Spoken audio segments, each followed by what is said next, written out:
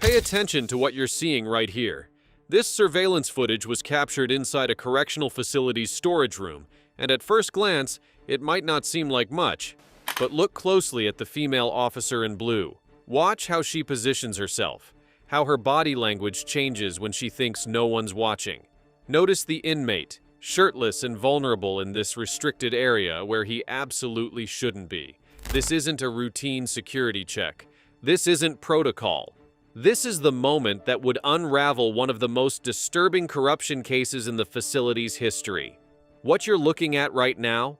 It's about to expose a web of manipulation, contraband, suspicious death, and betrayal that went deeper than anyone could have imagined. This is the story of Officer Natasha Brennan and the twisted game she played behind bars. You know that feeling when you trust someone completely? When you believe they're one of the good ones? For the administrators and officers at Riverside Regional Correctional Center in Sacramento, that feeling was shattered in March 2017 when they discovered that one of their most promising young officers had been living a double life right under their noses. Natasha Brennan was 27 years old when she joined the Corrections Department in January 2013. Fresh out of the academy, eager to prove herself, she was everything you'd want in a corrections officer. She showed up early, stayed late, volunteered for the toughest shifts. Her personnel file was spotless. Colleagues described her as professional, dedicated, someone who genuinely seemed to care about doing the job right. The Riverside facility housed about 800 inmates, ranging from low-level offenders serving short sentences to more serious criminals awaiting transfer to maximum security prisons. It was a mid-sized operation, the kind of place where everyone knew everyone, where officers developed routines and rhythms over years of service. It wasn't supposed to be the kind of place where something like this could happen. But here's the thing about corruption. It doesn't always announce itself with sirens and warning signs. Sometimes it starts small. A conversation here, a favor there. Sometimes it wears a friendly face and a crisp uniform. Sometimes it hides in plain sight for years before anyone notices what's really going on. And by the time the truth came out about Natasha Brennan, the damage had already been done. Lives had been manipulated, rules had been shattered, and one man was dead. This is the story of how trust became a weapon, and how the person sworn to maintain order became the architect of chaos. Let me paint you a picture of Riverside Regional Correctional Center in early 2013. It sat on the outskirts of Sacramento, a sprawling complex of concrete and chain-link fence surrounded by empty fields that seemed to stretch forever. The building itself was unremarkable. Gray walls, narrow windows, the kind of architecture designed for function rather than form.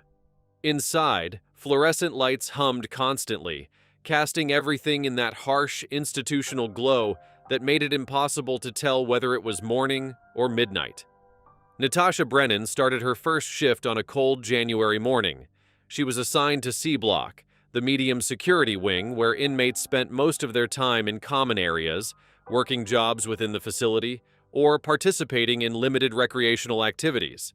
It was considered one of the easier assignments for a rookie officer, not the high-risk environment of maximum security, but not the chaos of intake and processing either.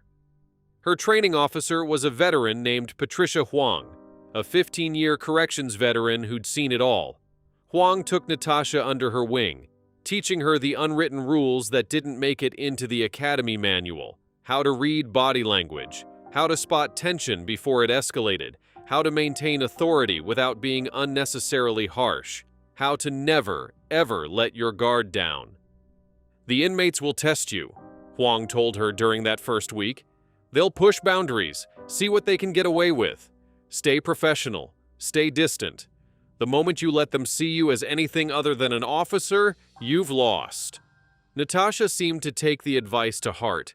She was firm but fair, maintaining the kind of professional detachment that made her effective at her job. She didn't socialize much with other officers outside of work, but that wasn't unusual for someone new to the department. She was focused, competent, reliable. By the summer of 2014, She'd earned her first commendation for de-escalating a potentially violent situation in the cafeteria. A fight had broken out between two inmates, and while other officers rushed in with force, Natasha had talked both men down, preventing what could have become a full-scale riot. Her supervisors praised her communication skills and level-headedness. Everything looked perfect on paper. Too perfect, maybe. In September 2015, a new inmate arrived at Riverside. His name was Julian Crawford, and he was 32 years old, serving a 4-year sentence for investment fraud. Crawford had been a financial advisor in San Francisco, living the kind of life most people only dreamed about: waterfront condo, luxury car, expensive suits. He'd built a reputation as a rising star in wealth management, someone who could turn modest investments into significant returns. Except it was all a lie. Crawford had been running a sophisticated Ponzi scheme, convincing clients to invest in fake opportunities while using their money to pay off earlier investors and fund his lavish lifestyle. When the scheme inevitably collapsed, he'd defrauded nearly 40 people out of over $3 million. Some of his victims lost their retirement savings. Others lost their children's college funds. But here's what made Crawford particularly dangerous. He was charming, devastatingly so. He had this way of making you feel like you were the only person in the room, like your thoughts and opinions actually mattered to him. It was a skill he'd honed during his years as a con artist, and it didn't disappear just because he was wearing a prison uniform now. Crawford was assigned to C Block, which meant Natasha Brennan would be one of his primary supervising officers. Their first interaction seemed completely ordinary. He was polite, respectful, called her Officer Brennan like he was supposed to. Nothing that would raise any red flags. But over the following months, something shifted. It was subtle at first, just small conversations during routine checks. Crawford would ask about her day, make observations about facility operations, offer insights that seemed helpful rather than manipulative. He positioned himself as different from the other inmates, someone who didn't belong there, someone who'd made mistakes, but was fundamentally good underneath it all. And slowly, carefully, he started breaking down the walls Natasha had been trained to maintain. By early 2016, other officers started noticing that Natasha seemed to spend more time in Crawford's section than necessary. She'd linger during cell checks, engage in conversations that went beyond the basic exchange of information. When questioned about it, she'd brush it off. She was gathering intelligence, building rapport to prevent problems, doing her job effectively. No one thought much of it. Natasha had proven herself to be a dedicated officer. Why would anyone suspect something else was going on? Here's what no one knew. Crawford had figured out exactly what Natasha needed to hear. He'd observed her for weeks, noting the small details. She ate lunch alone. She never mentioned a boyfriend or family. She seemed isolated, even among her colleagues. Crawford recognized loneliness when he saw it, and he knew how to exploit it. The conversations became more personal. He'd ask about her life outside the facility, express interest in her hobbies, share stories from his own past that painted him as a victim of circumstances rather than a predator who'd destroyed dozens of lives. He made her feel seen, understood, valued in ways she apparently wasn't experiencing elsewhere in her life. And then, sometime in the spring of 2016, the relationship crossed a line. The exact timeline would later be disputed, but evidence suggests that by May of that year, Natasha had begun smuggling items into the facility for Crawford. Nothing major at first. Magazine subscriptions, better quality soap, small food items that weren't available in the commissary. Things that could be explained away if discovered. Things that seemed almost innocent. But Crawford knew these small favors were just the beginning. He was playing a longer game. In June 2016, Natasha smuggled in her first cell phone for Crawford. It was a basic burner phone, nothing fancy, but it represented a massive violation of security protocols. With that phone, Crawford had access to the outside world. He could make calls, send text messages, coordinate activities beyond the prison walls. More importantly, he could communicate with Natasha privately, without surveillance, without oversight. The text messages between them would later reveal just how deeply Crawford had manipulated her. He alternated between affection and requests, making her feel special while simultaneously asking for more and more favors. He'd tell her she was different from other officers, that she understood him in ways no one else could, that what they had was special, and then he'd mention something he needed, always framing it as no big deal, always making it seem like she was choosing to help him rather than being coerced. But here's where the story takes an even darker turn. Crawford wasn't working alone. By the fall of 2016, 3 other inmates had noticed the special treatment Crawford was receiving. They'd seen Natasha's lingering visits, noticed items appearing in Crawford's cell that didn't come through normal channels, and they wanted in on whatever operation he was running. Their names were Devin Martinez, Kyle Obasi, and Travis Holbrook. Martinez was serving time for armed robbery, Obasi for drug trafficking, and Holbrook for assault and battery. They were all C-block residents, all aware of the power dynamics within the facility, and all smart enough to recognize an opportunity when they saw it. Crawford, being the manipulator he was, made them a deal. He'd introduce them to Natasha, vouch for them, help them get access to the same contraband pipeline he was using. But in exchange, they had to follow his instructions exactly. They had to create diversions when needed, stage incidents that would distract other officers while contraband was being moved. They had to keep their mouths shut and follow his lead. And most importantly, they had to believe they were getting something exclusive. Crawford coached Natasha to make each of them feel special, to create the illusion of individual connection while actually running a coordinated operation. She'd spend time with Martinez, listening to his stories, making him believe she cared about his rehabilitation. She'd do the same with Obasi, then Holbrook, carefully managing each relationship to keep them all invested without any of them realizing they were being played. It was a masterclass in manipulation, and it was working flawlessly. By December 2016, the operation had grown significantly. Natasha was smuggling in multiple phones, high-end food items, prescription medications that weren't authorized for the inmates, even small amounts of cash. The 4 inmates had coordinated their stories, creating elaborate diversions that would draw other officers to different parts of the facility, while Natasha moved contraband through blind spots in the surveillance system. They'd identified the timing of security camera rotations, knew which officers were less attentive during which shifts, understood the facility's rhythms in ways that let them operate with shocking efficiency. Crawford kept meticulous records on his contraband phone, documenting transactions, tracking payments from outside contacts who were paying for the smuggling services, building what was essentially a small criminal enterprise behind bars. But running this kind of operation required more than just Natasha and 4 inmates. It required money being moved, accounts being managed, a whole infrastructure beyond the prison walls. And that's where things got complicated. In January 2017, an officer named Leonard Ashford started noticing irregularities. Ashford was 46 years old, a senior corrections officer who'd been with the department for 12 years. He was Natasha's supervisor, responsible for overseeing C-block operations and ensuring protocols were being followed. Ashford wasn't the type to jump to conclusions. He was methodical, careful, someone who believed in gathering evidence before making accusations. But he'd noticed things that didn't add up. Incident reports that seemed coordinated. Natasha's patrol patterns that deviated from standard routes. Small discrepancies in supply inventories. He started watching more carefully.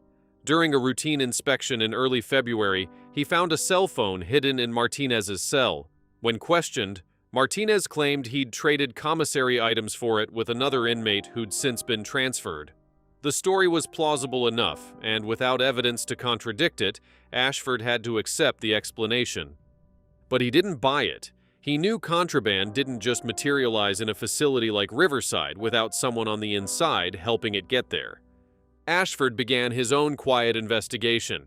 He started reviewing security footage, looking for patterns. He examined supply records, checking for missing items. He observed staff behavior, paying particular attention to C-block officers, and eventually, his attention focused on Natasha Brennan. He didn't confront her directly. Instead, he started documenting what he saw, times when she was in areas she didn't need to be, conversations that lasted longer than necessary, behaviors that suggested something beyond standard officer-inmate interaction. He kept detailed notes in a personal file on his home computer, building a case piece by piece. But Ashford made a critical mistake. He didn't tell anyone else what he was doing. Maybe he wanted to be absolutely certain before making accusations. Maybe he didn't know who else might be involved. Maybe he was trying to protect the department's reputation by handling it quietly. Whatever his reasoning, he kept his investigation private, working alone to uncover what he believed was a major security breach. In late February 2017, Ashford approached Natasha after a shift. It was a brief conversation, but other officers who witnessed it said Ashford seemed serious, concerned. He asked Natasha to meet him the following week to discuss some irregularities he'd noticed in C-block operations. Natasha agreed, playing it cool, acting like she had no idea what he might be referring to. But inside, she was panicking. She immediately contacted Crawford through the burner phone, telling him about Ashford's suspicions. Crawford, always thinking several steps ahead, told her to stay calm, to act normal, to not do anything that would draw more attention. He said he'd figure something out. What happened next would change everything. On March 3, 2017, Leonard Ashford didn't show up for his shift at Riverside. This was extremely unusual. Ashford was known for his reliability, hadn't missed a day of work in over 2 years. His supervisor tried calling him multiple times but got no answer. Around 2 in the afternoon, Sacramento police were dispatched to Ashford's home for a welfare check. They found his car in the driveway, lights off inside the house, no response when they knocked. With growing concern, they entered through an unlocked back door. They found Leonard Ashford in his home office, dead. There was a single gunshot wound to his head and a pistol on the floor nearby. The scene initially appeared to be a suicide. A note was found on his desk, mentioning stress from work, feeling overwhelmed, apologizing to his family. The responding officers secured the scene and called for detectives. The preliminary assessment was suicide, a tragedy that shocked everyone who knew Ashford. He'd seemed fine, shown no warning signs, given no indication he was struggling with mental health issues. But something bothered Detective Marcus Chen, who caught the case. The note felt off somehow, too generic, too vague for someone who was supposedly saying goodbye. And when Chen examined the scene more carefully, small details didn't quite fit the suicide narrative. The gun was positioned slightly wrong for a self-inflicted wound. There were no powder burns on Ashford's hand that would be expected from close-range discharge. The note was typed rather than handwritten, which wasn't impossible for a suicide, but was unusual. Chen made the decision to treat it as a suspicious death pending further investigation. Meanwhile, back at Riverside, the news of Ashford's death sent shockwaves through the facility. Officers struggled to process the loss, trying to understand what could have driven their colleague to take his own life. Counselors were brought in to help staff cope with the trauma. Natasha Brennan appeared devastated. She cried during a memorial service held for Ashford, hugged his widow, expressed shock and sorrow. No one suspected that inside she was terrified about what Ashford might have left behind, what evidence might exist on his computer, what his investigation might have uncovered.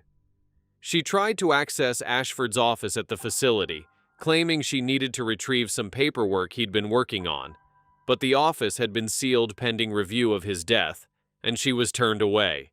That night, she sent a frantic message to Crawford's burner phone. "We need to stop. This has gone too far. Someone died." Crawford's response was cold and calculated. "Calm down. Nothing connects us to him. Keep your head and we'll be fine. If you panic now, everything falls apart." But Natasha was losing her nerve. The reality of what she'd been involved in was finally hitting her.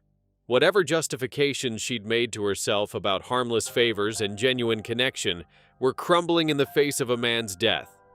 Detective Chen, meanwhile, was making progress on Ashford's computer. The tech forensics team had recovered the encrypted files Ashford had been maintaining, and what they contained was explosive. Months of documentation about suspected contraband smuggling at Riverside, detailed observations about Officer Natasha Brennan's behavior, theories about a larger operation involving multiple inmates. Chen immediately contacted the Department of Corrections Internal Affairs Division. This wasn't just a suspicious death anymore. It was potentially connected to institutional corruption on a scale that would require a full investigation. But they had to be careful. If Natasha or anyone else involved suspected they were under investigation, evidence would disappear, witnesses would coordinate stories, the whole operation would go underground. They needed to build an airtight case before making any moves. In mid-March, Internal Affairs investigators installed additional surveillance cameras in C Block without announcing it to staff. They monitored phone records, tracked visitor logs, analyzed shift patterns. They were looking for concrete proof of what Ashford had suspected, and on March 18th they got it. The surveillance footage that would eventually become the opening of this story was captured at 11:47 p.m. during a night shift. It showed Natasha entering a storage room that was supposed to be restricted access only. Moments later, Julian Crawford appeared, shirtless, clearly not in his cell where he should have been at that hour. The investigation that followed the surveillance footage discovery was unlike anything the Department of Corrections had undertaken before. This wasn't just about one officer breaking rules. This was about systematic corruption that had potentially compromised facility security for months or even years. Lead investigator Sarah Hendricks from Internal Affairs assembled a team of 6 investigators who would work the case around the clock. Hendricks had 23 years of experience in corrections and law enforcement, and she'd seen her share of dirty officers over the years. But something about this case felt different. The level of sophistication, the manipulation involved, the suspicious death of an officer who'd been investigating. It all suggested something more organized and dangerous than typical contraband smuggling. "We're going to pull every thread until we find where this leads," Hendricks told her team during their first briefing. "I want financial records, phone records, visitor logs, commissary transactions, everything. Someone this deep into corruption is leaving a trail somewhere." The first major breakthrough came from Ashford's recovered files. He'd been meticulous in his documentation, and while he hadn't lived long enough to gather definitive proof, he'd laid out a roadmap for investigators to follow. His notes identified not just Natasha, but also the 4 inmates he suspected were involved: Crawford, Martinez, Obasi, and Holbrook. Investigators began monitoring all 4 inmates closely.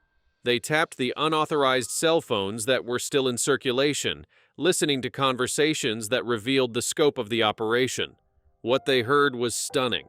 Crawford wasn't just receiving contraband for personal use. He was running a business. He'd established relationships with outside contacts who would pay significant amounts to get items to inmates. Families of other prisoners would hire Crawford's services, paying him through a complex system of money transfers and cryptocurrency transactions that were designed to be untraceable. The phone recordings revealed that Crawford had made over $200,000 in the past year alone from his contraband operation. Natasha was receiving a cut, about 40% of the profits, paid through an offshore account that Crawford had helped her set up using his financial expertise. Martinez, Obasi, and Holbrook were each getting smaller percentages, but they were still making thousands of dollars from their roles in creating diversions and moving contraband around the facility. For inmates with limited legitimate income opportunities, this represented serious money. But here's what made investigators' blood run cold. In one recorded conversation between Crawford and an outside contact, Crawford made a reference to handling the Ashford problem. The conversation was vague, coded language that could potentially be interpreted different ways. But combined with the suspicious circumstances of Ashford's death, it raised the terrifying possibility that the corruption had extended to murder. Detective Chen, who was still leading the investigation into Ashford's death, obtained warrants to examine Crawford's outside contacts more closely. What they found was a man named Vincent Russo, a former associate of Crawford's from his financial fraud days. Russo had a criminal record that included assault and weapons charges. He was exactly the kind of person who might be willing to commit violence if the price was right. Investigators tracked Russo's movements and found something chilling. He'd been in Sacramento on March 2nd, the day before Ashford's death. Cell tower records placed his phone near Ashford's neighborhood. Credit card records showed he'd purchased gas at a station less than a mile from Ashford's house. The suicide was looking less and less like a suicide, but proving murder would require more than circumstantial evidence. They needed someone to talk, to provide testimony about what really happened, and they knew the weak link in the conspiracy wasn't Crawford. He was too smart, too disciplined. The weak link was Natasha. Investigators decided to apply pressure gradually. On March 27th, they brought Natasha in for what they described as a routine interview about Ashford's death. They didn't mention the surveillance footage, didn't reveal the scope of their investigation. They just asked basic questions about her relationship with Ashford, whether she'd noticed him acting strangely, if she had any information that might help them understand what happened. Natasha stuck to her story. She'd been shocked by his death, had no idea he was struggling, thought he seemed fine the last time she saw him. She performed grief convincingly, even tearing up when talking about what a good supervisor he'd been, but investigator Hendricks noticed small tells. Natasha's hands fidgeted constantly. Her eye contact was inconsistent. When asked about her work in C Block, she became defensive in ways that seemed disproportionate to innocent questions. She was scared, trying to hide it, but not succeeding completely. "She knows we're circling," Hendricks said after the interview. "We need to keep the pressure on."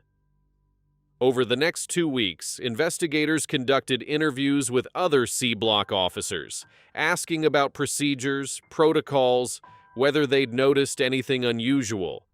They made sure Natasha knew these interviews were happening, let her imagination run wild about what people might be saying. They also began searching Natasha's financial records. What they found was revealing: regular deposits into her checking account that didn't match her salary, totaling about $47,000 over the past year.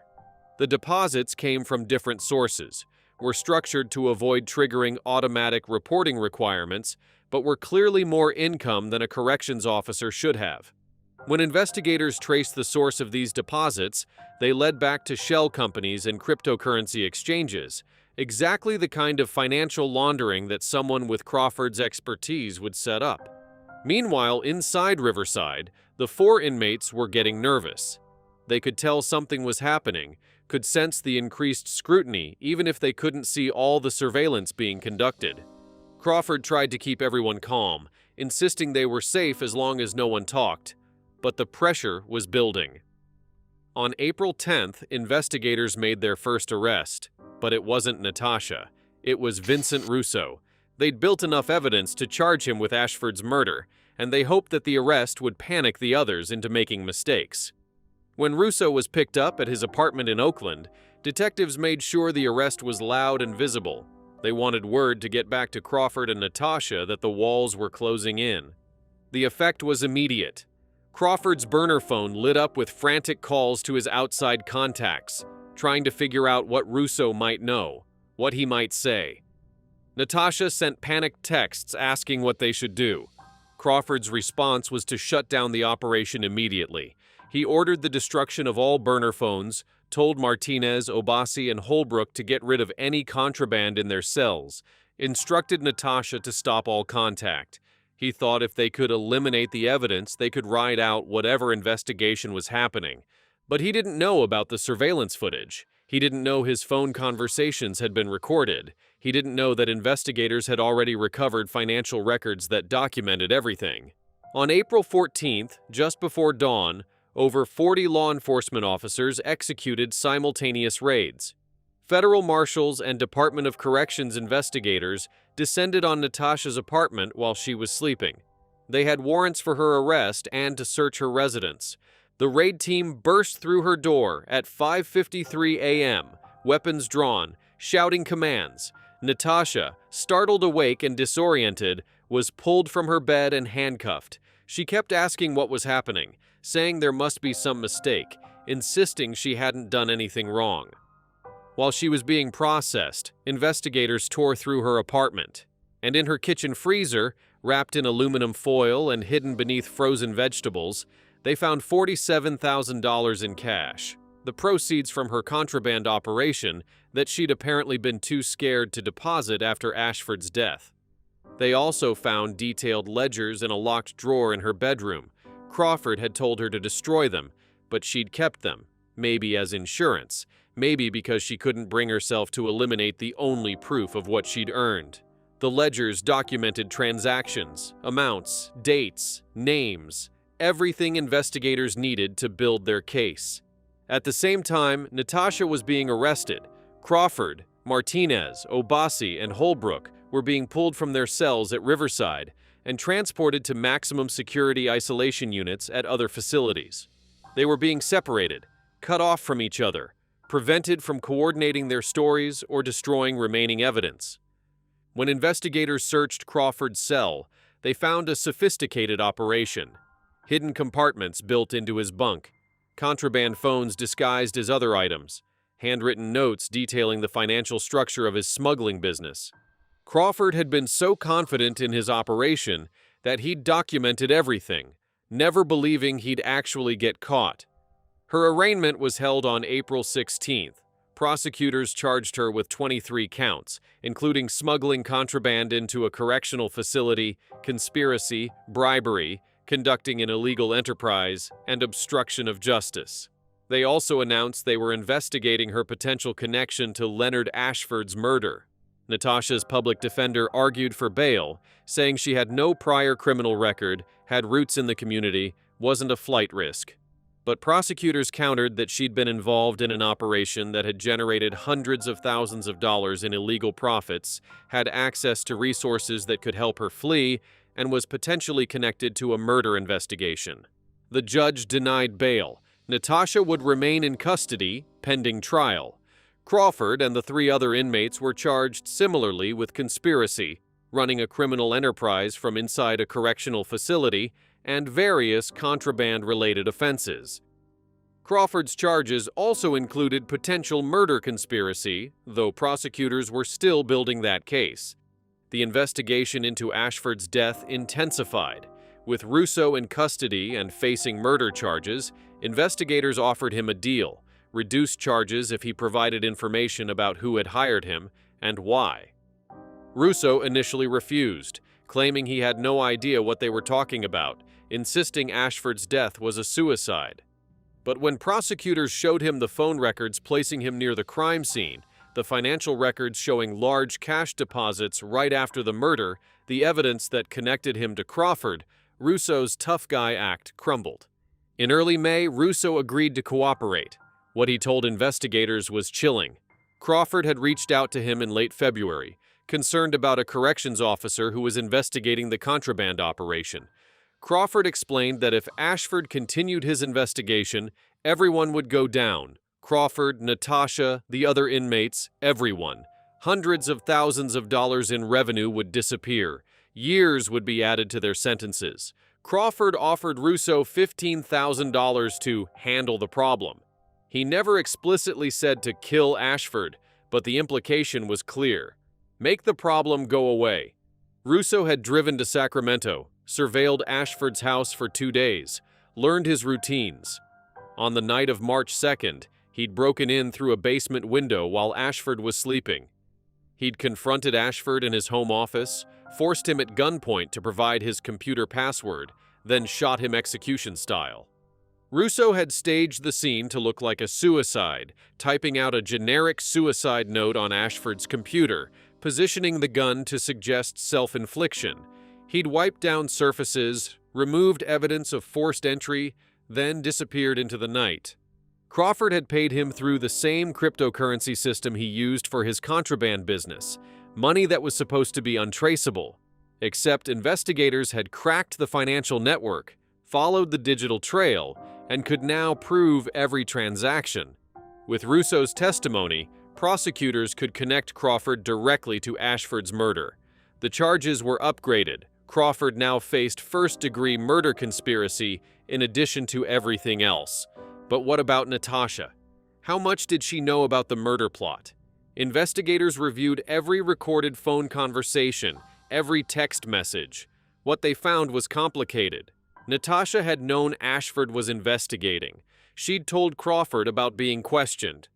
But there was no evidence she'd explicitly known about or approved the plan to kill him. However, after the murder, she'd continued the operation.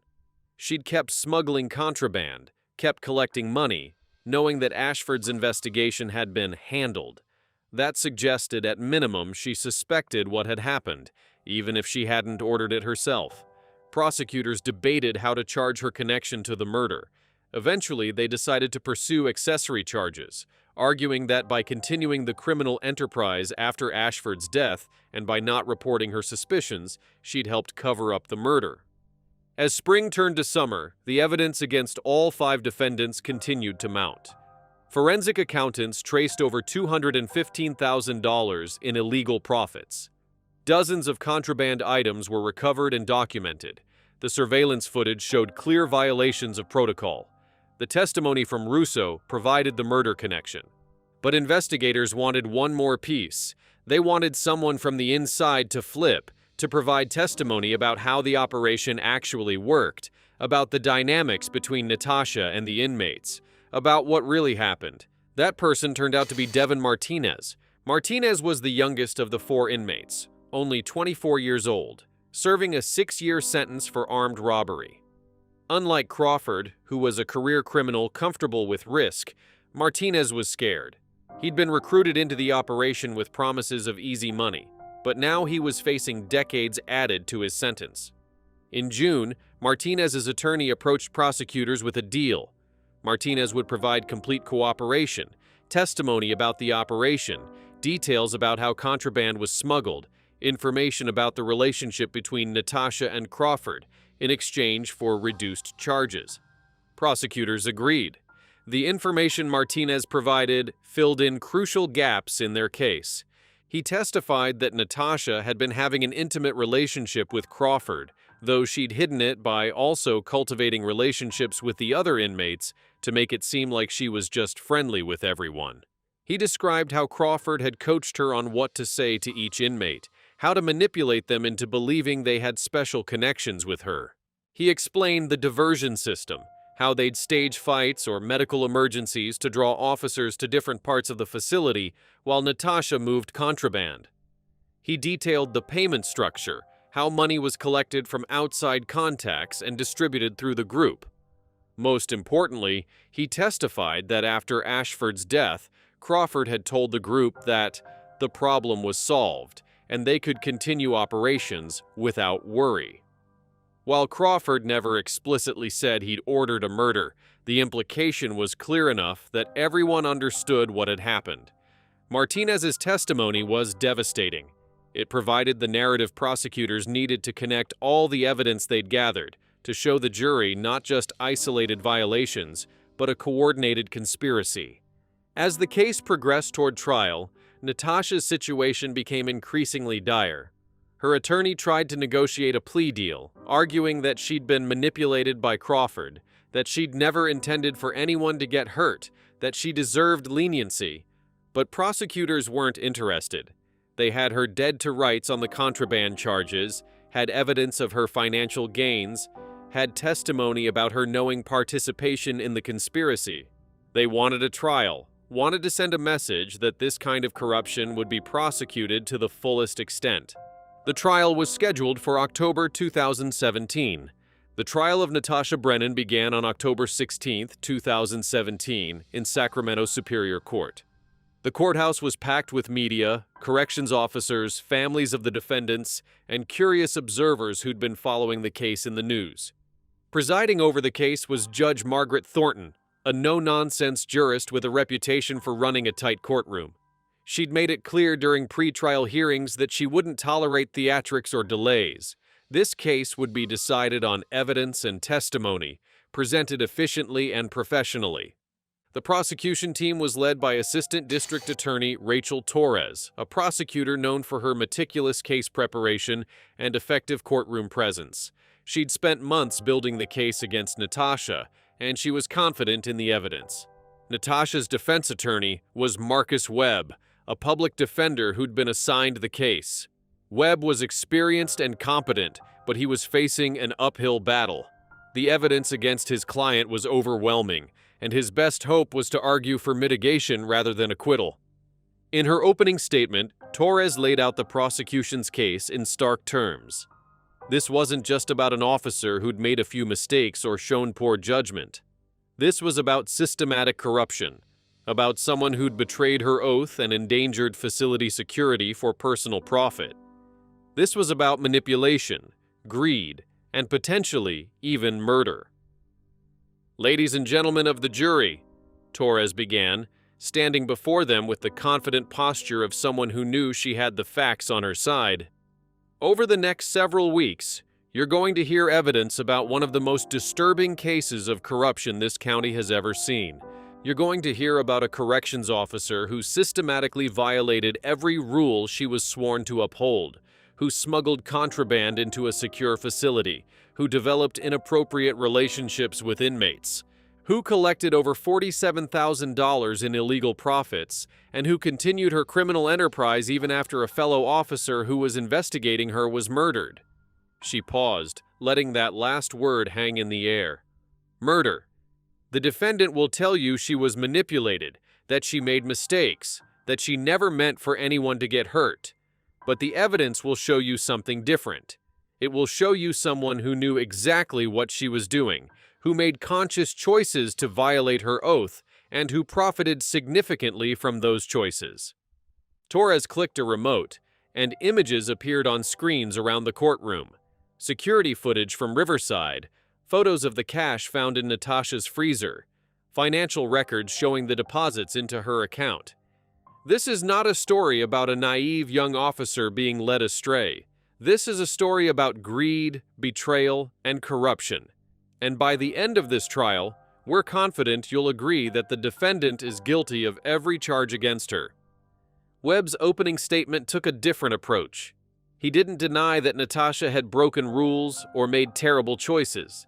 Instead, he painted a picture of a lonely, isolated young woman who'd been systematically manipulated by a sophisticated con artist.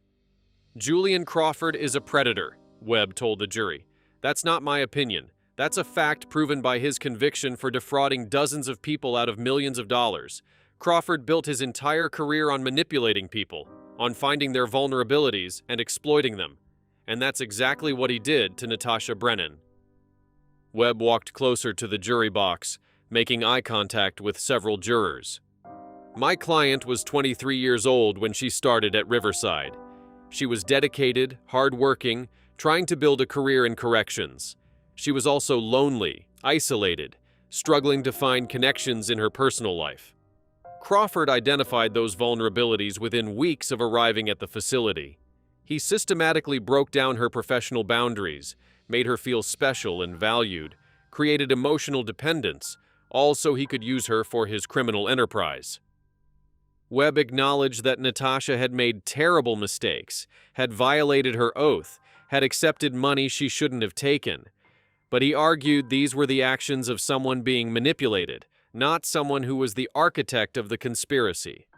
"The prosecution wants you to believe my client was a criminal mastermind, but the evidence will show she was a victim of a sophisticated manipulation by a career criminal who knew exactly how to control her."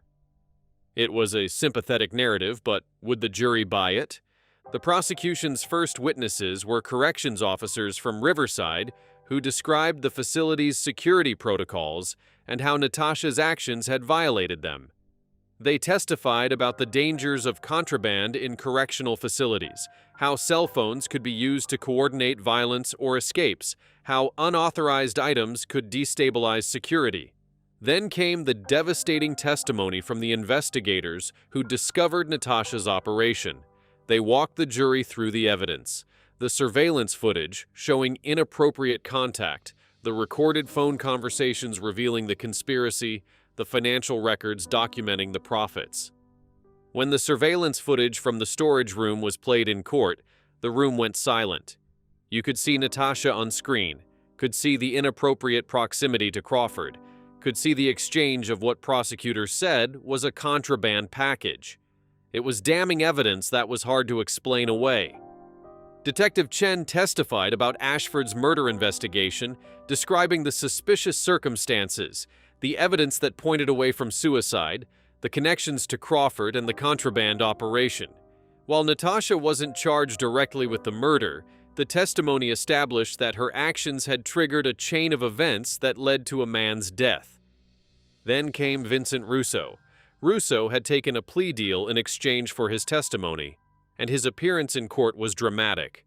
Wearing an orange jumpsuit and shackles, he was led to the witness stand by armed deputies. He looked nervous, kept glancing around the courtroom as if expecting something bad to happen. Under Torres's questioning, Russo described how Crawford had contacted him in late February, how he'd been hired to handle Ashford, how he'd committed the murder and staged it as a suicide. His testimony was clinical, detached, describing the act of killing a man in the same tone someone might use to describe routine manual labor. Did the defendant, Natasha Brennan, have any knowledge of your plan to kill Leonard Ashford? Torres asked. Not directly from me, Russo said. I never spoke to her. Everything went through Crawford. But you were aware that she was Crawford's partner in the contraband operation? Yeah, I knew. Crawford talked about her like she was his business partner, said she was making good money from the operation, said she was worried about the investigation. And after you killed Leonard Ashford, did the contraband operation continue? Far as I know, yeah. Crawford paid me, said the problem was solved, said business could continue as usual.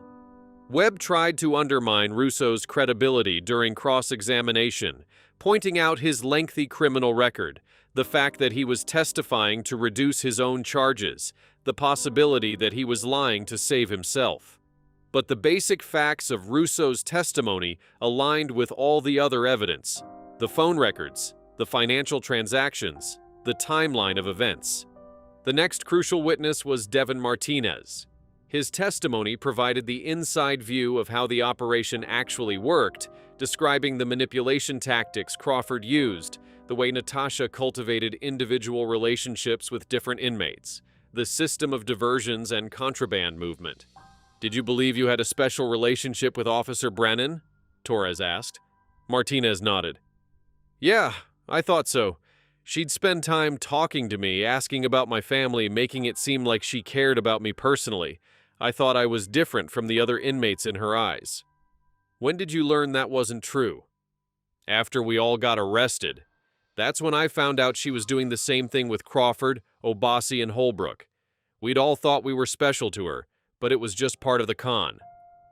And in your view, was Officer Brennan being manipulated by Crawford, or was she an active participant in the conspiracy? Webb objected to the question as calling for speculation, but Judge Thornton allowed it. Martinez thought for a moment. Both, maybe. I think Crawford started it, planned it all out, but Officer Brennan knew what she was doing. She took the money. She kept doing it even when Ashford died. She wasn't some innocent victim. She made choices. That testimony was particularly damaging because it came from someone who'd been part of the conspiracy but had no reason to lie in favor of the prosecution. The prosecution also called financial experts who traced the money trail, showing how $215,000 had moved through the operation, how Natasha had received her cut through carefully structured transactions, how she'd kept some cash hidden at home rather than depositing it. This wasn't someone who made a mistake and immediately regretted it, Torres argued during one exchange with a financial expert. This was someone who set up systems to hide her illegal income, who accepted payment after payment for months, who built a lifestyle on corruption. When the prosecution rested their case after 3 weeks of testimony, the evidence against Natasha seemed overwhelming. Webb had managed to score some points on cross-examination, had highlighted instances where Crawford seemed to be the driving force. But he hadn't been able to overcome the basic facts. Natasha had smuggled contraband, had accepted illegal payments, had continued the operation even after Ashford's death. The defense case was brief. Webb called character witnesses who testified that Natasha had been a good officer before meeting Crawford, that she'd seemed dedicated and professional, that she'd shown no signs of corruption early in her career. He called a psychologist who testified about manipulation tactics used by sophisticated con artists, explaining how someone like Crawford could identify and exploit psychological vulnerabilities. The psychologist described patterns of coercive control that could cause otherwise moral people to engage in behavior they knew was wrong. But Webb made a strategic decision not to have Natasha testify. The risk was too great. Under cross-examination, Torres would have destroyed her, would have forced her to confront every choice she'd made, every rule she'd violated, every dollar she'd accepted. In his closing argument, Webb made an emotional appeal to the jury. Julian Crawford is a predator who destroyed lives for profit. He did it as a financial advisor, defrauding hardworking people out of their savings. And he did it at Riverside, manipulating a young officer who made terrible mistakes. Yes, Natasha Brennan is guilty of serious crimes. Yes, she violated her oath and betrayed her profession. But she is also a victim of Crawford's manipulation, someone who was systematically groomed and controlled by a master manipulator. Torres's closing was devastating in its simplicity. Ladies and gentlemen, this case is actually very straightforward. Officer Natasha Brennan took an oath to uphold security and order at Riverside Regional Correctional Center. She violated that oath repeatedly, systematically for personal profit. She smuggled contraband. She developed inappropriate relationships with inmates. She accepted over $47,000 in illegal payments. And when a fellow officer began investigating her crimes, she continued her operation even after that officer was murdered. Torres paused, looking at each juror in turn. The defense wants you to believe she was a victim, but victims don't accept thousands of dollars in cash. Victims don't set up offshore accounts to hide their profits. Victims don't continue their crimes for months after they know someone has died. Natasha Brennan is not a victim. She is a criminal who betrayed everyone who trusted her, and she needs to be held accountable. The jury deliberated for 2 days. On October 28th, they returned their verdict. Guilty on all 23 counts.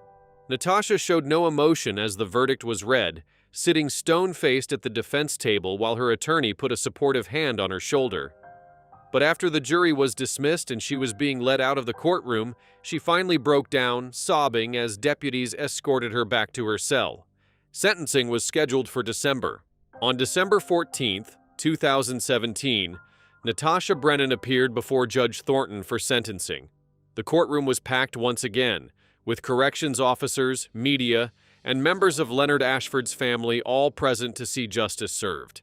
Before imposing sentence, Judge Thornton allowed victim impact statements. Ashford's widow, Margaret, spoke first.